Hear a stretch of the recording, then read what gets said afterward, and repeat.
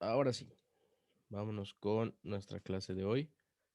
Entonces nos vamos a brincar a la unidad 5, que es conservación, principios de conservación de la energía.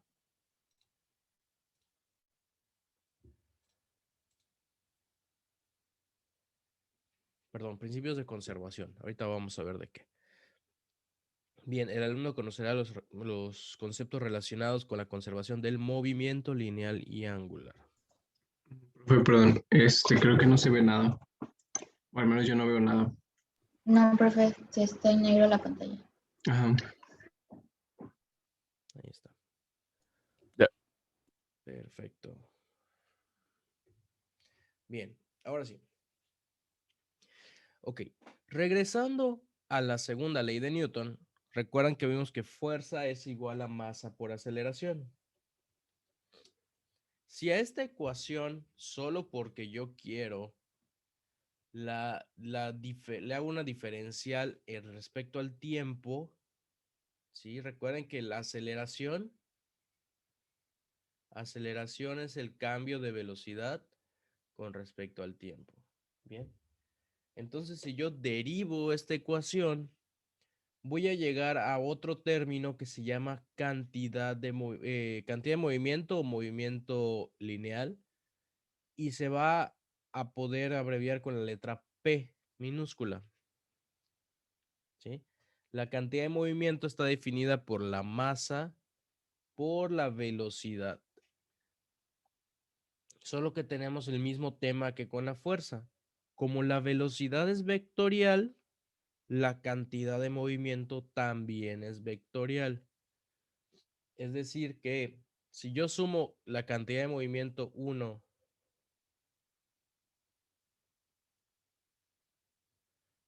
con la cantidad de movimiento 2 vectoriales, no necesariamente va a ser P1 más P2. Tengo que hacer la suma vectorial. Bien. ¿Cuándo sí voy a poder sumar tal cual P1 más P2?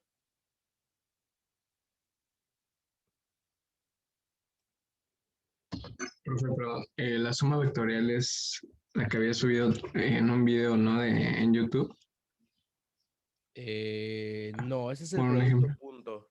La suma vectorial es la que puede ser por el método del paralelogramo, la que puede ser por el método de componentes coplanares o por el método Ah, de trigonometría. ok, ok.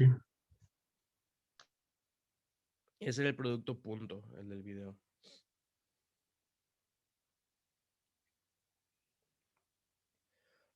Ok, entonces, ¿cuándo sí voy a poder sumar P1 más P2 como si fueran escalares? ¿Su magnitud y sentido son iguales? Creo que lo estás pensando bien, pero no es magnitud, es su Dirección. dirección y sentido. No necesariamente el sentido, su dirección. Cuando yo tenga dos cantidades de movimiento que sean colineales, una por aquí y puedo ver la otra por acá, puedo sumar P1 y P2. En este caso sería P1 menos P2. Bien. Todo esto es de vectores. Nada más estamos viendo el término nuevo, cantidad de movimiento o movimiento lineal. Hay otro término que se conoce como impulso y se abrevia con la letra J mayúscula.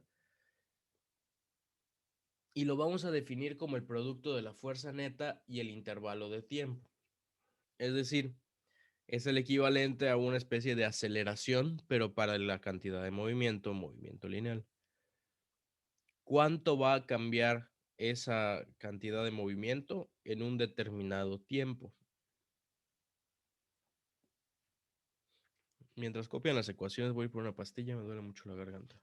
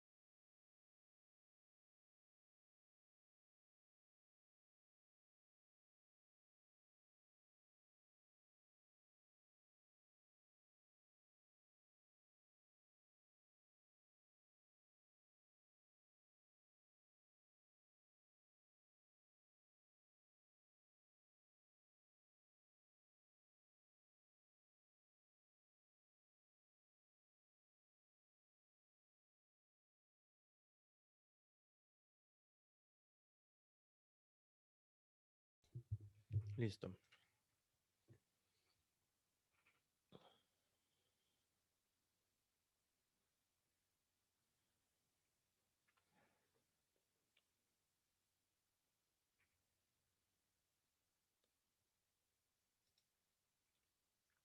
Ok.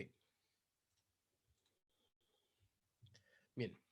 Entonces, ya vimos dos términos nuevos que son el movimiento lineal o cantidad de movimiento y el impulso. Vamos a estudiar un poquito la cantidad de movimiento. Fíjense cómo está definida por la masa, por la velocidad. Entonces, y ambas son lineales. Esta cantidad de movimiento va a depender de los dos términos. No sé ¿cuántos ya vieron? Prendan sus camaritas, si no, no puedo hacer preguntas. ¿Cuántos ya vieron la nueva de la Liga de la Justicia? Bueno, la nueva que no es nueva. Yo. O cualquier película donde salga Flash o Uf. Quicksilver. Bueno, Yo Flash ya y la- Quicksilver tienen un problema, perdón, un problema grave por su velocidad. ¿Por qué? Porque su cantidad de movimiento o movimiento lineal es muy grande porque no depende tanto de su masa. Sí, pueden pesar 60, 70, 80 kilos, pero su velocidad es muy alta. Entonces, esta cantidad de movimiento es muy grande. Si ellos con esa cantidad de movimiento chocaran o cuando chocan con otros objetos, lo que van a hacer es que hay un choque elástico o no elástico en el que hay una transferencia de energía. Bien, entonces el otro objeto va a pasar del reposo a tener toda la cantidad de movimiento, parte de la cantidad de movimiento del primero, que en este caso es Flash. Y por eso cuando ven escenas, digo, obviamente es una película, yo lo sé, pero está un poquito cuidado eso. Por ejemplo, la escena en donde devuelve la espada de Wonder Woman, es como que con mucho cuidado un toquecito, ¿sí? Porque si él le llega a tocar fuerte a esa espada, a la misma velocidad a la que está corriendo, la va a devolver y la va a atravesar, ¿ok? Pues la cantidad de movimiento es algo intrínseco de cada objeto. Depende de su masa y de su velocidad, nada más. Cuando hablamos de impulso, el impulso es el cambio en esa cantidad de movimiento. Por ejemplo, de nuevo, la espada, para los que no lo han visto, una espada iba cayendo, viene Flash, apenitas la toca y la espada se regresa. Bien, hubo un cambio en esa cantidad de movimiento lineal de la espada. Iba hacia un sentido, algo la cambió y va hacia el otro sentido ahora. Y ese algo es una fuerza, ¿sí? Que es la definición que tenemos aquí en medio. Este tema es la introducción al tema de choques. La verdad es que por sí solo no es tan interesante. Cuando veamos el choque, al final de la unidad, pues ya va a ser un poquito mejor. Bien, esto no es para que se lo aprendan, pero es para que vean cómo funcionan. Dice, el área bajo la curva de fuerza neta contra el tiempo es igual al impulso de la fuerza neta. También podemos calcular el impulso sustituyendo la fuerza neta variable con una fuerza neta promedio. La roja es la realidad, ¿sí? Es como va cambiando el impulso durante el tiempo. No es constante. Imagínense, por ejemplo, los que juegan fútbol o básicamente cualquier deporte. Al hacer contacto con el balón, no es un contacto constante. Se llega a sentir que primero toca, se llega a un impulso mayor y poco a poco la pelota se va y se empieza a disminuir ese impulso. Es esto que estamos viendo en rojo. Empiezo a tocar el balón, llega un punto máximo y el balón se empieza a separar y por lo tanto cada vez siento menos impulso. Para no tener que hacer este cálculo, que es la integral que estamos viendo aquí, lo sustituimos con un recuadro de fuerza promedio. Es decir, que el área roja es igualita al área verde. Por lo tanto, el impulso que calculo con la fuerza promedio y el impulso que calculo con la fuerza real son similares, son prácticamente iguales.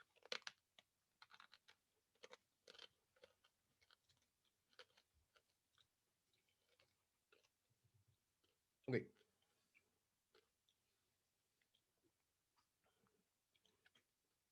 El ejemplo 8.2 dice, suponga que lanza una pelota de 0.40 kilogramos contra una pared, a la cual golpea moviéndose horizontalmente hacia la izquierda a 30 metros sobre segundo y rebotando horizontalmente a la derecha con rapidez de 20 metros por segundo. Calcula el impulso de la fuerza neta sobre la pelota durante el choque. Inciso B. Si la pelota está en contacto con la pared 0.10 segundos, calcule la fuerza horizontal media que la pared ejerce sobre la pelota durante el impacto. Como les dije, este tema sin choques, pues esto todavía no es choques, no está tan interesante, pero vamos a resolverlo. Primero que nada, ya saben un dibujo. Tengo la pared, tengo la pelota,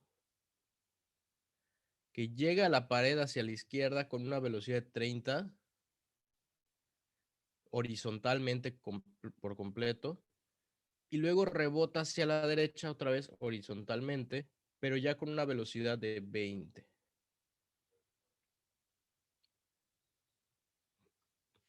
¿Por qué se redujo la velocidad? ¿Por qué no se está conservando la energía cinética ahí? Por el impacto, ¿no? ¿Qué ocurre en el impacto? O sea, se absorbe energía cuando choca. Correcto, hay una disipación de energía.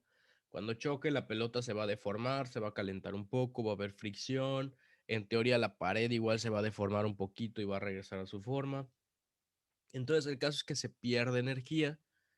Lo que no se puede perder es la cantidad de movimiento. Bien, entonces, de las ecuaciones que vimos, sabemos que la cantidad de movimiento es igual a la masa por la velocidad. ¿Va a hacer falta que yo trabaje con vectores?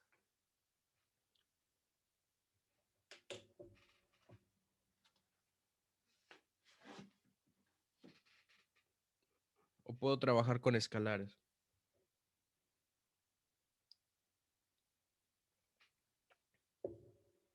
Pues con escalar nada más, ¿no? Porque pues su dirección no, o sea, está horizontal. Correcto, como la dirección tanto de llegada como de salida son horizontales, pues puedo trabajar con escalares y no me va a afectar. Bien, gracias. Y la otra ecuación que vi es que el impulso es igual al cambio en el movimiento lineal y que la fuerza es igual al cambio de la energía lineal entre el cambio en el tiempo. Muy bien, ¿qué me piden? Inciso A, calcule el impulso de la fuerza neta sobre la pelota durante el choque. Hay que leer bien los problemas. El impulso de la fuerza. Por lo tanto, la ecuación que voy a utilizar es la segunda. Simplemente voy a calcular P2, que sería la masa por la velocidad 2, menos P1, que sería la masa por la velocidad 1. ¿Cuánto vale la velocidad 2? 20 metros sobre segundo. ¿Correcto?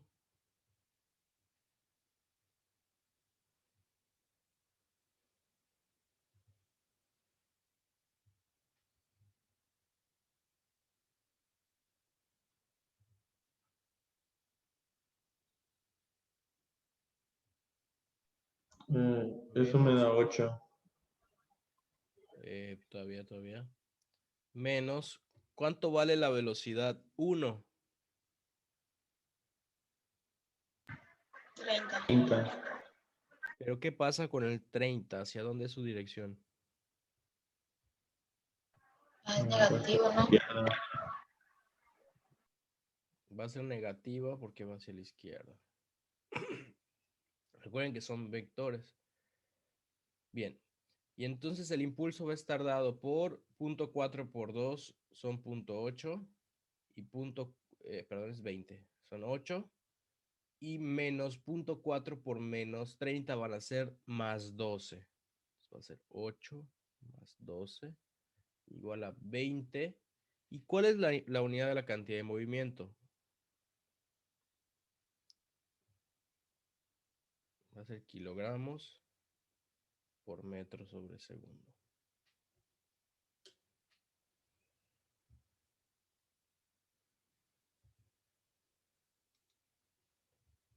Ups.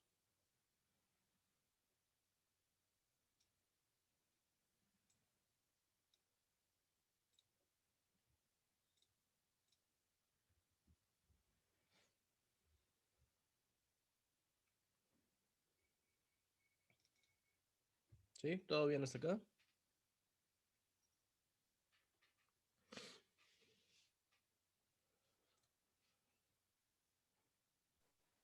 Sí, profe. Es la misma unidad para impulso y para cantidad de movimiento. Sí. Sí, el impulso es el cambio en la cantidad de movimiento nada más. Ok. Muy bien. Y el inciso B dice, si la pelota está en contacto con la pared durante 0.10 segundos, calcule la fuerza horizontal media que la pared ejerce sobre la pelota durante el impacto. ¿Cómo voy a calcular la fuerza de la pared? Con la fórmula de abajo. Correcto. ¿Cuánto va a valer T2 menos T1? T2 sería 0.010 y T1 0, ¿no? Correcto. O la resta en sí vale 0.10 porque no sabemos cuál es el T2 y cuál es el T1, pero sé que esta resta va a dar 0.10 segundos.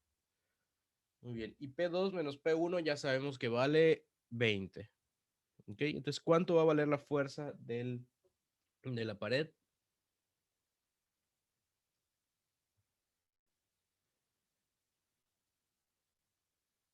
Dos mil. Ok. Ok.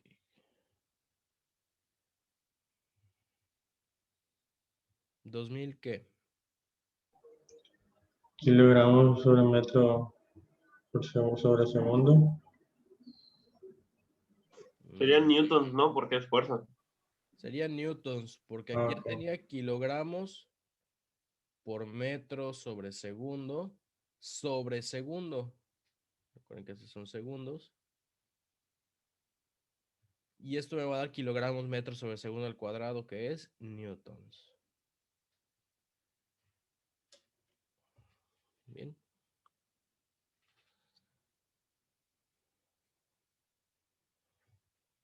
Creo que era 2000.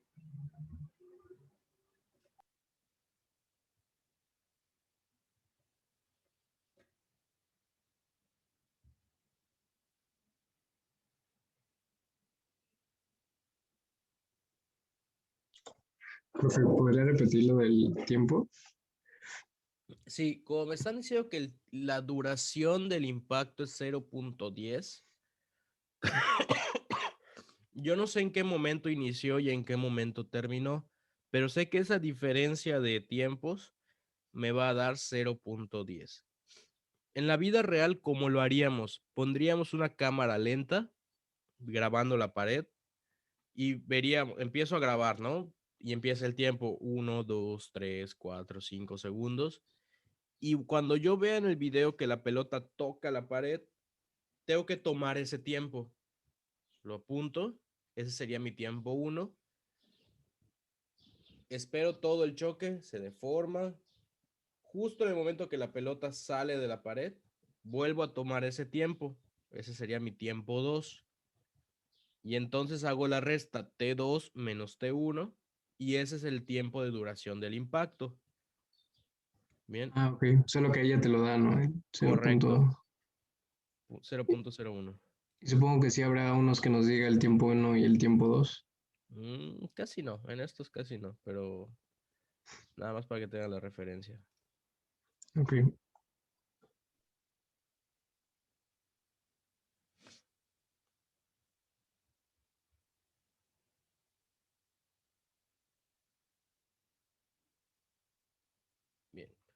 Nada más como dato para que no quede al aire. Otra unidad o otra forma de escribir esta unidad que se van a encontrar es Newton por segundo. ¿Ok? Si hacen el juego de unidades valen lo mismo. Lo que pasa es que aquí le está faltando un segundo al cuadrado, entonces es como si hubiéramos multiplicado los newton por segundo. Perdón, creo que eso se escuchó muy bajo, pero la unidad de impulso y de cantidad de movimiento puede ser newton por segundo. De hecho, creo que es la que más se utiliza en libros, digamos.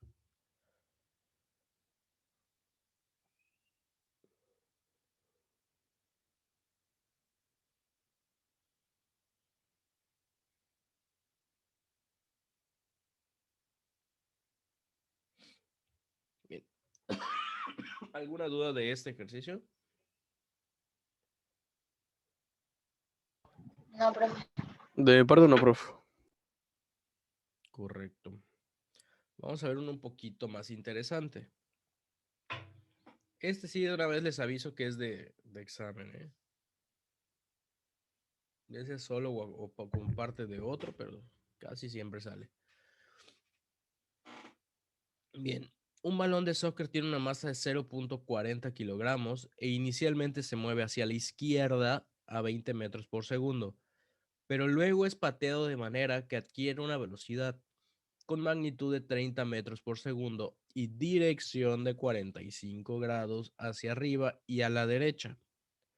Calcule el impulso de la fuerza neta y la fuerza neta media, suponiendo que el choque dura 0.10 segundos. Bien. Aquí está el esquema de lo que está pasando. La pelota se está moviendo hacia la izquierda. Llega alguien y la patea. Y al patearla sale viajando a 45 grados con una velocidad de 30 metros por segundo. Y por lo tanto, ya no puedo utilizar tal cual los escalares. En este caso sí voy a tener que usar vectores, pero vamos a hacer un truquito.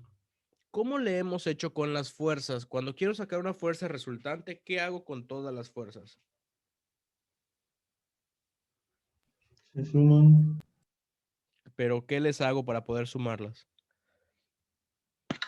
Usamos las funciones trigonométricas. No. Ponemos, Ponerlos. ponemos una donde termina la otra. Ese es el método gráfico, pero hay otro método.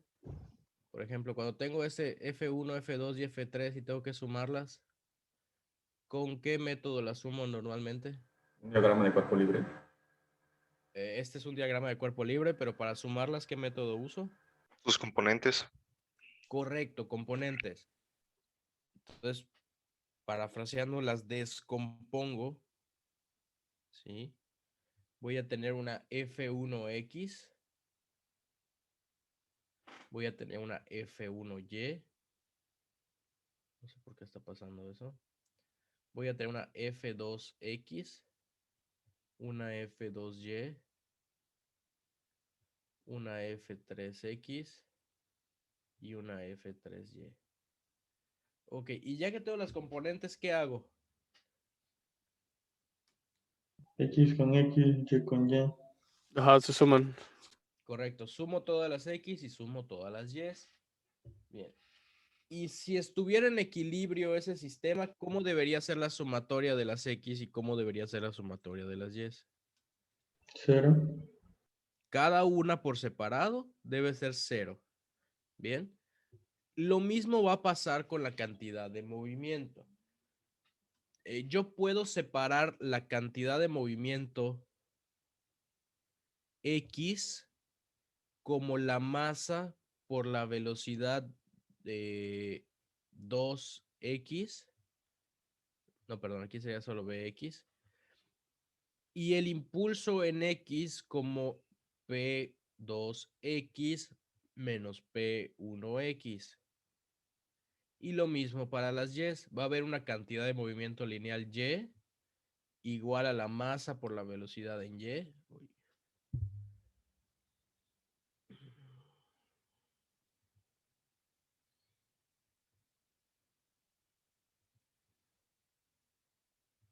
y un impulso en Y igual al cambio de P2Y menos P1Y.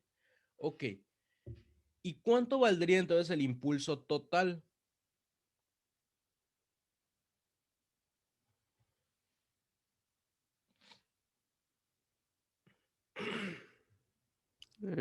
Tal vez PX más PY.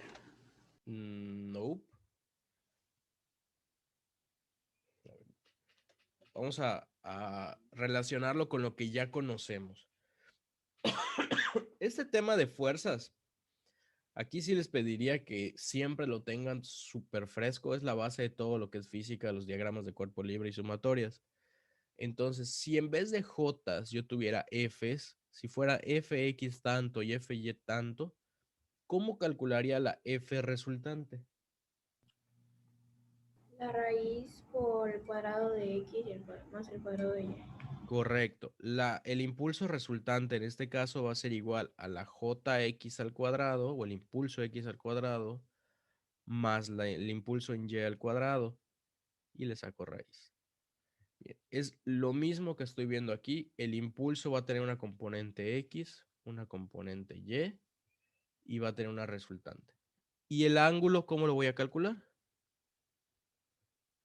Con tangente a la menos 1. Tangente inversa. Y sobre x. Correcto. Bien, en este caso todo va a ser positivo porque estoy viendo el ángulo cómo está. Bien. Muy bien. Y lo mismo va a ocurrir para la fuerza. Una vez teniendo el impulso final y el impulso inicial, puedo calcular la fuerza como la fuerza es P2 en general menos P1 entre delta T. Este P2 menos P1 yo ya sé que vale algo vectorial entre el tiempo que es escalar. Por lo tanto, puedo hacer la división nada más y se conserva el ángulo. El ángulo de la fuerza y el ángulo del impulso es el mismo. Ah, ok, yo mismo lo estoy saboteando. Ese es mi siguiente punto. Y la fuerza no necesariamente, de hecho, casi nunca va a ser la misma de la dirección. Esta es la velocidad. Y por aquí tal vez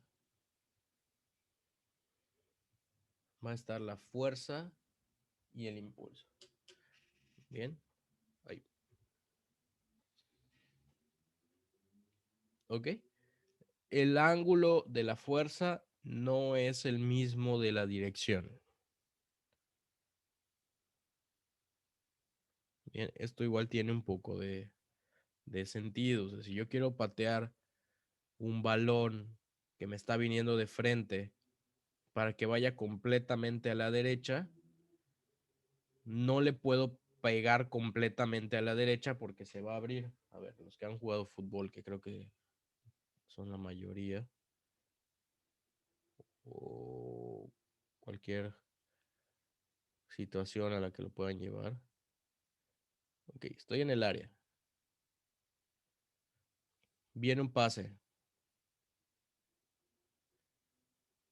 ¿Qué pasa si yo le pego completamente hacia allá al balón? Hacia la meta, ¿no?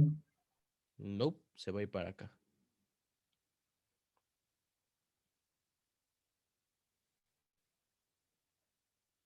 Si yo le aplico una fuerza al balón completamente hacia la portería, el balón se va a abrir un poco.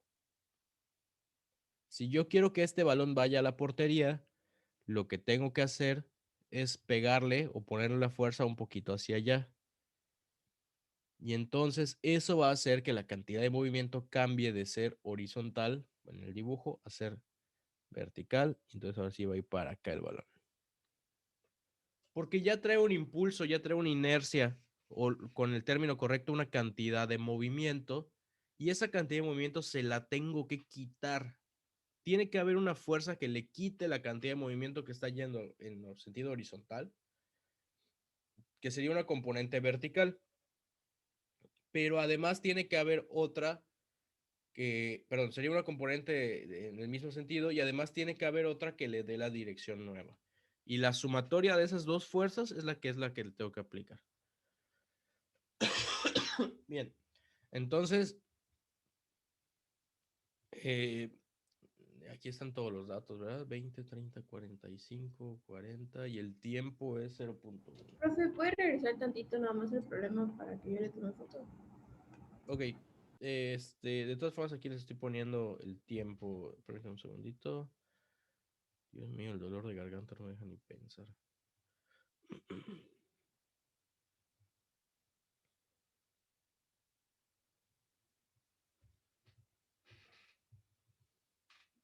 Ahí está.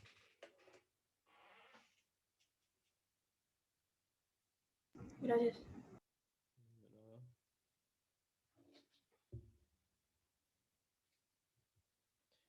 Ok, entonces les toca a ustedes resolverlo. No sé si hay alguna duda de cómo calcular algún término de los que necesitamos. Según yo ya tenemos todo.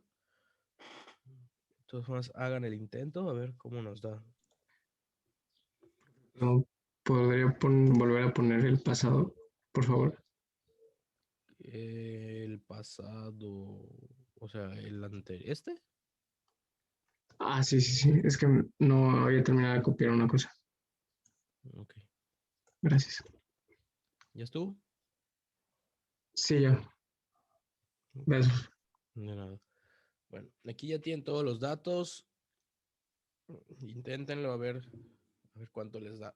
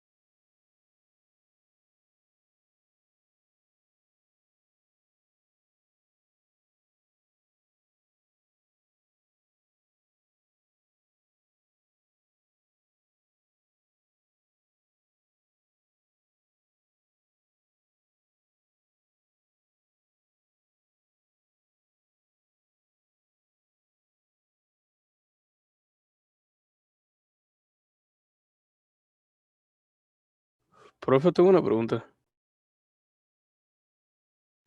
Sí, dime.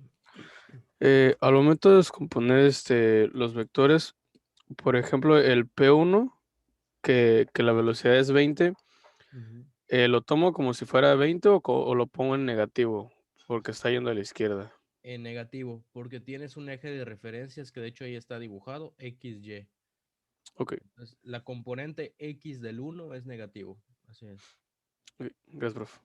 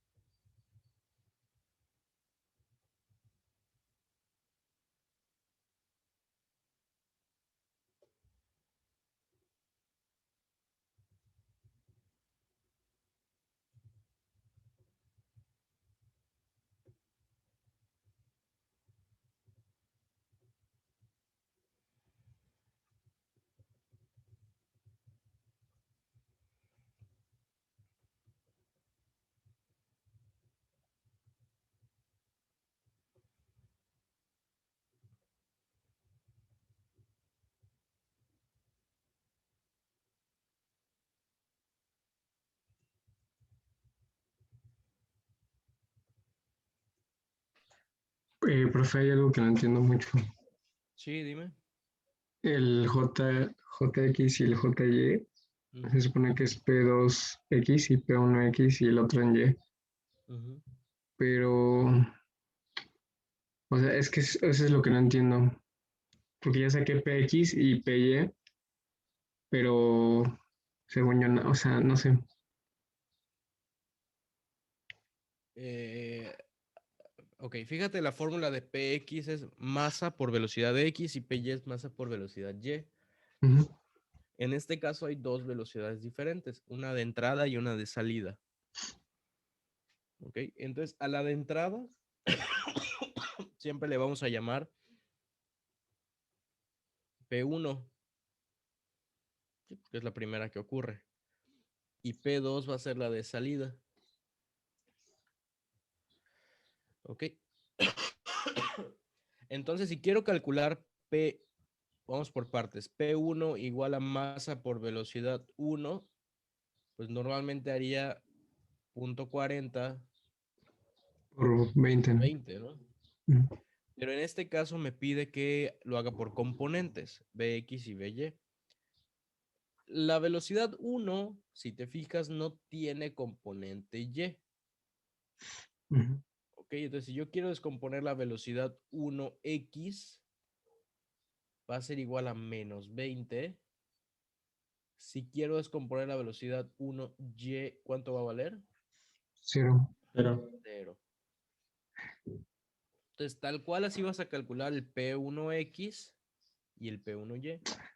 Ok, o sea, en el P1Y, más bien en el P2, no, en el P1Y sería cero, ¿no? Digo, sí, cero, cero, Sí, este porque no valor hay en el X. es correcto. Y en el B1X es menos 20 porque va en contra del,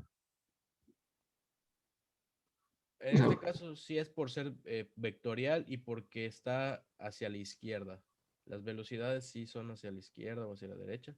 Aquí tienes tu eje de referencia XY y como el sentido del vector o de la componente es contrario al positivo, es negativo. ok, ok. Gracias, profe. ¿De nada?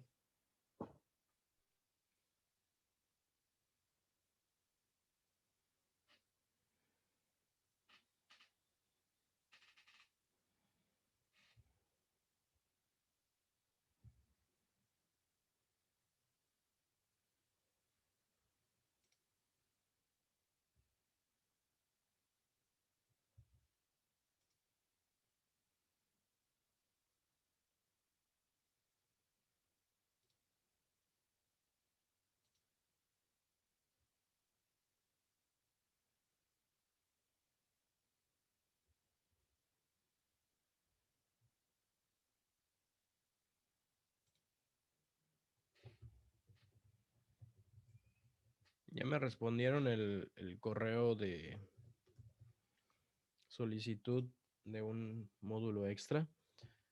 Aparentemente sí se va a poder, solo que están revisando que no choque con otro examen. Según yo, nunca les ponen 2 ordinarios el mismo día, entonces no creo que choque. Sí les comento, no es en ningún momento para perjudicarles, solo por referencia, si los parciales no les da chance de terminarlos a veces en un módulo, pues el ordinario definitivamente tiene que ser más largo que un parcial. Entonces, mejor tener los 2 módulos y que sobre tiempo a que estén peleándose ahí con el tiempo. Recuerden que en ordinario sí está súper fiscalizado todo.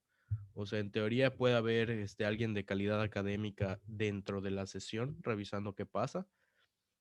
Nos miden tiempo, nos piden entregar resultados a cierto tiempo después del parcial, etcétera. Entonces, no es como que yo pueda decir, bueno, un módulo y les doy chance de que se queden media hora más. No se puede. Bien. ¿Cómo van con el problema? Creo que yo ya lo tengo, profe. Muy bien. Creo. ¿Puede nada más decir el resultado de la F para ver si estoy bien?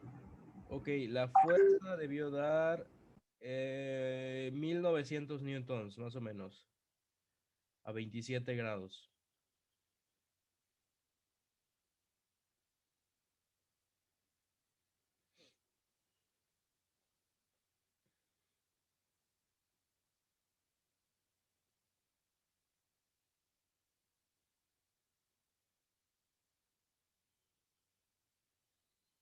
¿Cuánto dijo, prof?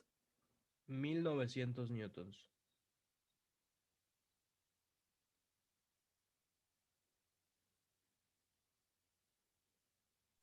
Me salió mal. Me salió 3605. Ok, vamos revisando por partes. Les voy a ir diciendo cómo van dando los resultados mientras los voy apuntando aquí, porque ya no hay mucho espacio. Si queda duda de cómo calcular alguno, pues ya lo vemos. La velocidad 1x ya habíamos dicho que da menos 20, 1y da 0. La velocidad 2x, ¿cuánto les dio? 0. 21.21. No, ahí está el error. La velocidad 2x es esta velocidad de 30 por el coseno de 45. Es esta componente de la... Está 21.213. Ok, vamos a dejarle 21.2 para mí porque no tengo espacio. Positivo porque va hacia la derecha. Y la velocidad y es lo mismo porque pues, es 45 grados, ¿no? Igual positivo porque va hacia arriba. Bien, esas son las componentes de velocidad. Chequen que les haya dado iguales, no similares, iguales. Sí. Bien, de ahí el siguiente paso es calcular los impulsos para cada componente o las componentes del impulso. Entonces, si yo quiero calcular el impulso en X, lo voy a calcular como la masa por la velocidad 2 en X menos la masa por la velocidad 1 en X. ¿Ok? Y eso me va a dar 16.5 kilogramos por metro sobre segundo o 16.5 newton por segundo. Da positivo porque el primero es positivo. Sería... no tengo desglosado aquí. Y el segundo es positivo también. Es menos por menos y pues da más. Bien, la componente Y da 8.5 kilogramos por metro sobre segundo u 8.5 newton por segundo. Por aquí. Jx es igual a 16.5. Yo le voy a poner newton por segundo. Jy es igual a 8.5 newton por segundo. ¿Hasta ahí todos bien?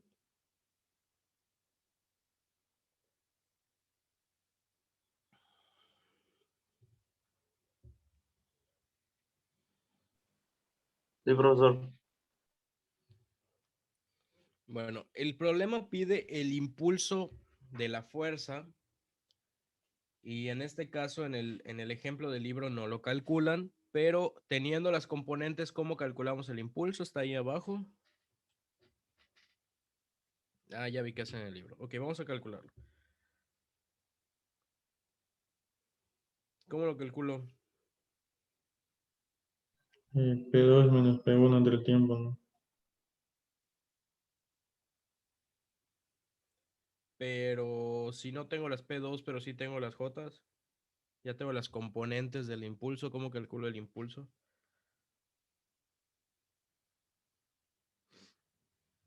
Sería pues en este caso el impulso es P2 menos P1, ¿no? Ya tengo los P2 menos P1 de cada componente, ¿cómo calculo el resultante? Sería la raíz, ¿no? Raíz Correcto. de los cuadrados. Correcto, aplico teorema de Pitágoras y sería raíz de 16.5 al cuadrado más 8.5 al cuadrado y me da 18.56. Entonces, el impulso, vamos a poner acá inciso A. Inciso A, J es igual a, ¿qué les dije? 18.56. Y ya esa es una respuesta válida. Siempre que hablo de una resultante que es un vector, ¿qué necesito para describirla? La dirección. La dirección y la magnitud. La magnitud ya la tengo. Y ahora la dirección, ¿cómo la calculo? Con la tangente inversa. Correcto. Tangente inversa de, en este caso sería 8.5 entre 16.5. Y me da 27.25 grados.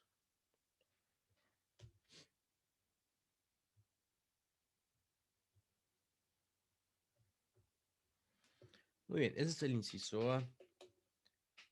El inciso B me pide la fuerza neta. Calcula el impulso de la fuerza neta y la fuerza neta media, suponiendo que el choque dura 0.10. Entonces, les repito, esto es un ejemplo del libro, lo pueden ir a consultar. El libro lo que hace es, yo ya tengo mi impulso en X, ¿ok? Lo divido entre el tiempo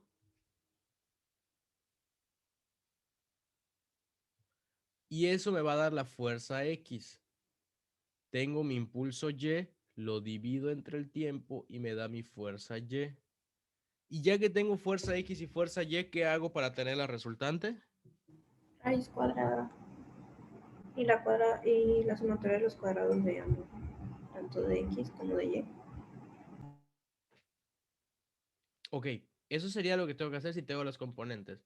Pero si ya tengo la resultante y aquí tengo esta formulita, Solo la divide en el tiempo, ¿no? también lo Con las puedo calcular directo dividiendo entre el tiempo, correcto. Las dos son correctas. Lo que pasa es que yo no sé por qué el libro en ningún momento calcula este impulso de la fuerza media. Bien, lo deja en componentes. Entonces, nosotros, como ya lo calculamos, pues simplemente lo dividimos entre el tiempo. No hace falta que yo calcule para cada una. Bien, inciso B, la fuerza es igual a, que son vectores, la fuerza es igual a 18.56. Le voy a poner todos sus decimales. Ups. Sus decimales eran raíz de 16.5 más 8.5.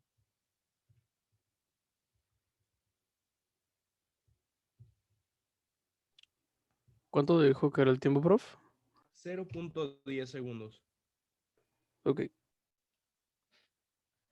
Ok, ahora sí, entre 0.10. Estoy usando todos los decimales, por eso me están dando 1856. Tampoco hubo mucha diferencia. Punto 07. Y ahora sí, como tenía Newton en Newton por segundo y lo dividí entre segundo, me vuelve a dar newtons. Y el ángulo es el mismo. ¿Por qué? Pues porque multipliqué un escalar o dividí un vectorial entre un escalar. Es esta ecuación, recuerden. Si yo divido un vector entre un escalar, la dirección no cambia. Por lo tanto, puedo asumir que el ángulo es el mismo.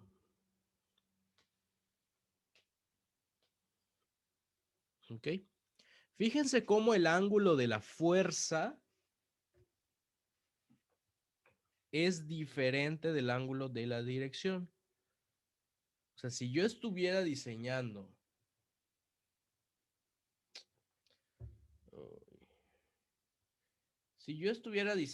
alguna máquina o algo así para entrenar porteros, que quiero que dispare el balón a 45 grados, yo no le tengo que poner la fuerza a 45 grados. Le tengo que poner la fuerza a 27 grados.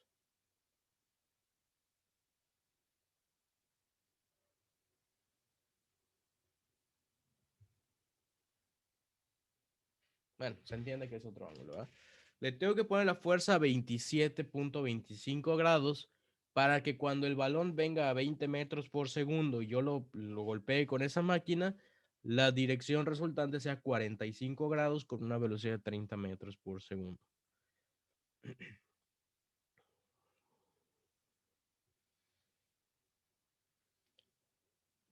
Yo sé que cada vez que esta materia es psicológicamente pesada porque son muchos temas uno tras otro y como que no da chance de desarrollar un solo tema. Pero si ustedes se detienen tantito y lo analizan, es lo mismo que todo lo que hemos estado haciendo. Es una propiedad que tienen los objetos, en este caso es el movimiento lineal. Lo puedo descomponer en X y en Y, que son mis ejes de referencia, y puedo tratar a X y Y por separado. Una vez que yo calculo por separado X y Y, lo puedo volver a unir con la resultante, que es el teorema de Pitágoras. Entonces, lo único nuevo es la formulita de masa por velocidad y de impulso igual a cantidad de movimiento entre tiempo. Pero la forma de trabajar es la misma. Entonces, no se me estresen mucho. No estamos, no estamos alejándonos tanto. Déjenme ver de qué sigue. Ahorita les regreso por aquí. Ok, ya va a empezar lo bueno.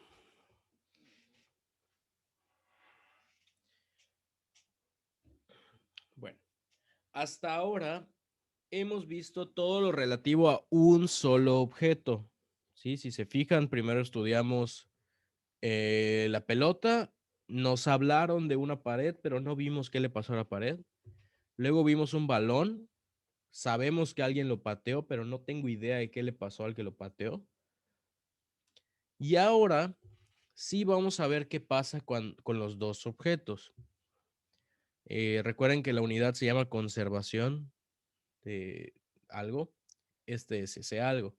Conservación del P. ¿Qué es P? Momento lineal. Correcto, el movimiento lineal. ¿Y cómo se define P?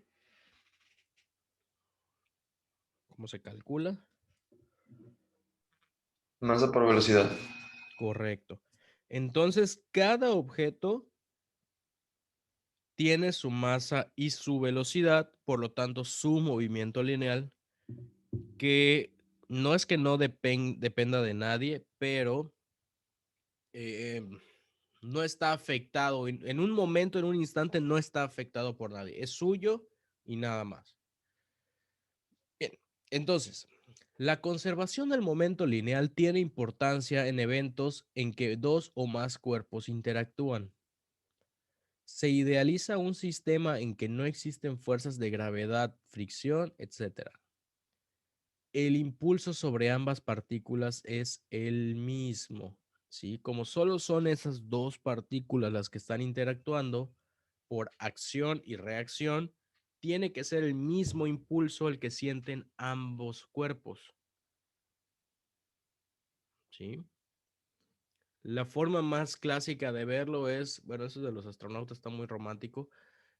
Un choque de vehículos. Digo, no sé si ustedes pasaron por lo mismo, pero al menos a mí siempre me decían que jamás se me ocurriera comprar un auto chico porque pues es peligroso en un choque. O sea, mejor que te choquen estando en un coche grande y pesado a que en un chico. Yo sé que eso ya no es así, pero es una realidad de que si un tráiler choca a un Atos, que la masa es mucho menor, aunque vayan a la misma velocidad, ¿a quién le va a ir peor? Al Atos. Al Atos. ¿Ok? Algo similar pasa en este tema, ¿sí? De hecho, de eso se trata. Hay una conservación de la cantidad de movimiento debido a que el impulso para ambos es el mismo. Los dos sufren el mismo efecto. Quien sea menos resistente se absorberá la mayor parte y quien sea más resistente, pues a lo mejor y se queda ahí nada más y no pasa nada, ¿no? Es lo que vamos a estudiar en esta unidad. No vamos a llegar a entrar ahorita porque ya se está acabando el tiempo, pero vamos a ver más o menos qué, porque esto les puede ayudar para sus proyectos de laboratorio. Bien, me voy rapidísimo, lo vamos a revisar después el jueves. Lo interesante es que la fuerza de B sobre A y la fuerza de A sobre B dependen una de la otra. Y si la sumo me debe dar 0, porque el mismo impulso se debe cancelar. ¿Dónde vamos a ver este tipo de ejercicios? Por ejemplo, dice, un tirador sostiene holgadamente un rifle, o sea, sin fuerza, de masa R de 3 kilogramos, de manera que pueda retroceder libremente al hacer un disparo. El culetazo que se le llama, ¿no? Dispara una bala de masa 5 gramos, fíjense la diferencia de masas, 3 kilos contra 5 gramos, con velocidad horizontal relativa de 300 metros sobre segundo. ¿Qué velocidad de retroceso tiene el rifle? ¿Qué momento lineal y energía cinética final tiene la bala? Ok, aquí lo que vamos a estudiar es la interacción de la bala y el rifle. Esto se asemeja un poquito a, por ejemplo, los cohetes que se están proponiendo para algunos proyectos y me parece que había otros de lanzamiento, ¿bien? Luego vamos a ver choques. ¿Qué pasa cuando dos deslizadores? Recuerden que los deslizadores tienen fricción cero, entonces podemos más o menos relacionarlos. Cuando dos deslizadores chocan. ¿Qué pasa cuando el choque es en ángulo? ¿Sí? O las velocidades son en ángulo. Los tipos de choques que hay, que son elástico, inelástico y totalmente inelástico, que en resumen es si rebotan o se quedan pegados o más o menos. Sí, muchas veces habremos visto choques de autos que se quedan pegados los dos vehículos. Ese es un choque inelástico. Y también hemos visto las pelotitas esas de 5 pesos de las maquinitas, que las sueltas nada más al piso y no dejan de rebotar nunca. Esos son choques prácticamente elásticos, porque casi todo el impulso se recupera y se recupera y se recupera y tarda mucho en en perder esa energía. Bien, aquí están más o menos. Choques, choques. Y este es otro que es, por ejemplo, una bala que queda adherida a un bloque de madera y se dispara la bala, choca en el bloque, se mantiene en el bloque, por lo tanto transfiere todo el impulso al bloque y este bloque se levanta y se columpia. Esto igual podría ser parte de un experimento de laboratorio. Bien, y más o menos por allá va a ir esta unidad. Honestamente a mí es de las que más me gustan porque es muy visual, es muy fácil de imaginarlo y es muy fácil de aplicar. Entonces, el jueves vamos a tratar este tema y ya va a ser nuestra última clase teórica antes de vacaciones, así que espero que se vayan muy relajaditos y todo. No, no quiero causarles problemas en vacaciones, no muchos. Bien, bueno, pues no sé si alguien faltó en la lista, todavía hay chance de recuperarlo. ¿No? ¿Nadie? ¿Todos bien? Yo, profe, entré como 5 minutos tarde, un poquito, pero creo que ya había pasado la lista. A ti sí te alcancé a poner asistencia. Ah, Porque ok, gracias. cuando estaba pasando te conectaste. De todas formas, deja reviso, pero según yo sí. A ver, Lugo. Sí, ya estás. A los que no tengo en la lista Perfecto. son Gracias, a profe. Joaquín López, a Luis Rodrigo Guerrero y a Lara de la Garza.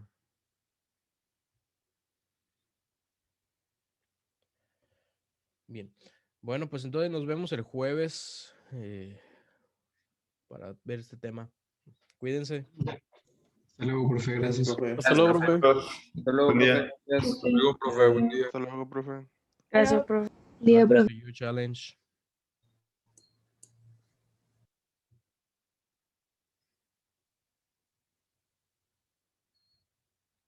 Bye, profe. Nos vemos.